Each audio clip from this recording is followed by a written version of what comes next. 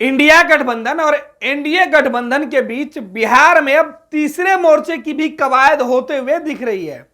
दरअसल 28 दलों के साथ बड़ा गठबंधन इंडिया गठबंधन है, तो दूसरे तरफ कई दलों को मिलाकर एनडीए गठबंधन मजबूत स्थिति में है। बीजेपी जिसका नेतृत्व कर रही है वो एनडीए गठबंधन है, और जिसका कांग्रेस और नीतीश कुमार नेतृत्व कर रहे हैं वो इंडिया गठबंधन है। लेकिन इन सबसे इतर कुछ वैसी राजनीतिक दल हैं जो छोटी छोटी पार्टियां बड़े आकार लेकर बिहार में लालू और नीतीश को चुनौती देने के साथ साथ कांग्रेस और बीजेपी की रणनीति फेल करने में जुटी हुई है। हम बात उन छोटे छोटे राजनीतिक दलों की कर रहे हैं जिनकी गिनती ना एनडीए में हो रही है और ना ही इंडिया गठबंधन में हो रही है। ये वो दल है जो सीधे तौर पर तीसरे मोर्चे की सुगबुगाहट को तेज कर रखी हैं। दरअसल इसमें बिहार की कई छोटी छोटी पार्टियां हैं जो देश भर में असर कर सकती हैं। ओवैसी की पार्टी, मायावती की पार्टी, रामविलास पासवान की जो लोजपा है वो दो धड़े में बटी हुई है। हालांकि दोनों धड़ा भी फिलहाल बीजेपी के साथ है, लेकिन उनका राजनीतिक भविष्य 2024 के चुनाव में बटा हुआ है। और यही वजह है कि यह कहा जा रहा है कि ये छोटी छोटी पार्टियां बिहार जैसे राज्यों में लोकसभा चुनाव के दौरान इंडिया और एनडीए गठबंधन का पूरा खेल बिगाड़ सकती हैं। ये वोट कटवा का काम भले ही करे, लेकिन इनके चुनाव लड़ने की वजह से इन दोनों ही बड़े गठबंधन के नेताओं की उम्मीदें पानी फेर सकती हैं। दरअसल 2024 में अपनी मौजूदगी दिखाने के लिए छोटे दल भी बेहद बेकरार हैं। दोनों खेमे के अलावा छोटे दल जो सबसे ज्यादा प्रभाव डाल सकती है उसमें लोजपा आर और लोजपा रालोजद और हम तथा वीआईपी शामिल हैं। वहीं बसपा एआईएमआईएम जैसे दलों की भी अपने हिसाब से हाजिरी लगाने की जो तैयारी है वो दिख रही है। सभी अपनी भूमिका बिहार में तलाश रही हैं। वहीं आपको बता दें कि बहुजन समाज पार्टी, वीआईपी जैसे राजनीतिक पार्टियां हैं जो लोकसभा चुनाव में अगर इन दोनों गठबंधनों के साथ उनका अगर तालमेल नहीं बनता है तो वो अलग चुनाव लड़ने के ऊपर विचार कर सकती हैं। विकासशील इंसान पार्टी जो वीआईपी है, अगर उसकी माने तो उसने बिहार, झारखंड और पूर्वांचल के जो उत्तर प्रदेश में उसके कई बूथों पर अपने लोगों को एकजुट कर रखी है। मुकेश सहनी खुद इन राज्यों में संकल्प यात्रा के दौरान कई बार दौरा कर चुके हैं। उनके कार्यक्रम में जिस तरीके से भीड़ उमड़ रही है वो दोनों ही गठबंधन को परेशान करते हुए दिख रहे हैं।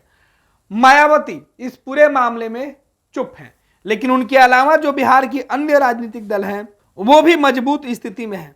बसपा बिहार की 40 लोकसभा सीट पर दावा ठोक सकती है। बहुजन समाज पार्टी उत्तर प्रदेश के अलावा बिहार के कई सीटों पर दावेदारी कर सकती है, और यही वजह है कि बहुजन समाज पार्टी के साथ साथ वीआईपी और बिहार की कई ऐसी छोटी छोटी राजनीतिक दल जो हाल के दिनों में जातीय समीकरण के साथ साथ बिहार में लालू नीतीश की जो जोड़ी वाली गठबंधन है उसको परेशान करते हुए दिखाई पड़ रहे हैं। लेकिन इसके साथ ही बीजेपी और पूरा एनडीए गठबंधन का जो कुनबा है उसके अंदर भी ये खलल डालते हुए दिख रहे हैं, क्योंकि बिहार में जो भी राजनीतिक दल है, चाहे वो राज्य के बाहर की पार्टियां हो या फिर बिहार की पार्टियां हैं, ये सभी राजनीतिक दल अगर इन दोनों गठबंधन के साथ समझौता नहीं कर पाती है तो ये सीधे तौर पर तीसरे मोर्चे की कवायद में दिखेंगी। ओवैसी की जो पार्टी है उससे इंडिया गठबंधन ने भी फिलहाल अपना पल्ला झाड़ा हुआ है। बीजेपी उससे पहले से ही दूरी है। ऐसे में कयास यह है कि ओवैसी आने वाले चुनाव में बिहार, उत्तर प्रदेश सहित झारखंड के अलावा कई राज्यों में वो अकेला चलो के राह अपना सकते हैं। उनके साथ बहुजन समाज पार्टी का गठबंधन हो सकता है, उनके साथ बिहार के अंदर जो वीआईपी है वो गठबंधन कर सकती है, उनके साथ जो अन्य राजनीतिक दल है वो सभी पार्टियां एक अलग मोर्चे के तहत सभी जो मुख्य गठबंधन दल के नेता होंगे या जो पार्टियां बिहार में हैं, इंडिया और एनडीए गठबंधन, उनके खिलाफ अपने उम्मीदवार उतारकर ये लोग सीधे तौर पर आगामी चुनाव में चुनौती दे सकते हैं। और यही वजह है कि कहा जा रहा है कि आने वाले वक्त में अगर बड़ी पार्टियों को दरकिनार कर दिया जाए तो छोटी छोटी जो राजनीतिक दल है बिहार के अंदर वो बड़ा खेल करने में माहिर है और ये बड़ा खेल कर सकती है और जिसका असर दोनों ही गठबंधन को पड़ेगा। और ऐसी स्थिति में बिहार के अंदर राजद, जेडीयू, कांग्रेस, वामदल के साथ जो गठबंधन है, बीजेपी के साथ जो उपेंद्र कुशवाहा की पार्टी है, जीतनराम मांझी की जो पार्टी है, लोजपा रामविलास और लोजपा पशुपति पारस की जो पार्टी है, उनका गठबंधन दिख रहा है। लेकिन उनके साथ साथ उन नेताओं का, चाहे वो चंद्रवंशी हो या फिर वो ओवैसी हो, ऐसे लोगों की जो पार्टी है, मुकेश सहनी की पार्टी है, वो किस तरफ रुख करती हैं वो देखना दिलचस्प होगा।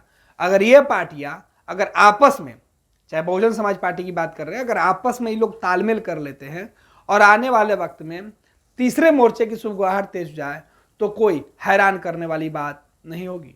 पैनोरमा ग्रुप, जो सोचता है वो करता है। ये लो मुंह मीठा करो, आज मैंने अपना जॉब छोड़ दिया, अब हम पूर्णिया वापस जाएंगे। जॉब छोड़ दिया है? मतलब ये घर कैसे चलेगा? हम करेंगे क्या? और माँ बाबूजी क्या बोलेंगे? इसलिए मैं एक और मिठाई का डब्बा लाया, अपने बिजनेस के लिए लोन अप्रूव हो गया। अरे लोन अप्रूव हो गया वो तो ठीक है, लेकिन पूर्णिया में हम रहेंगे कहाँ? अपना घर भी तो नहीं है वहाँ। इसलिए तो एक और मिठाई का डब्बा अलग से लाया हूँ। हमने पूर्णिया में घर ले लिया है, पूर्णिया के ई होम्स पैनोरमा में। पूर्णिया में पैनोरमा ग्रुप लेकर आए हैं ई होम्स पैनोरमा, बड़ा घर, आलीशान जिंदगी और अत्याधुनिक सुविधाओं के संग। अरे अरे, अब क्यों मुंह मीठा करवा रही हो? क्योंकि हम घर वापसी जो कर रहे हैं। घर वापसी की खुशी पूर्णिया में ई होम्स पैनोरमा के संग। ई homes panorama, luxurious lifestyle redefined.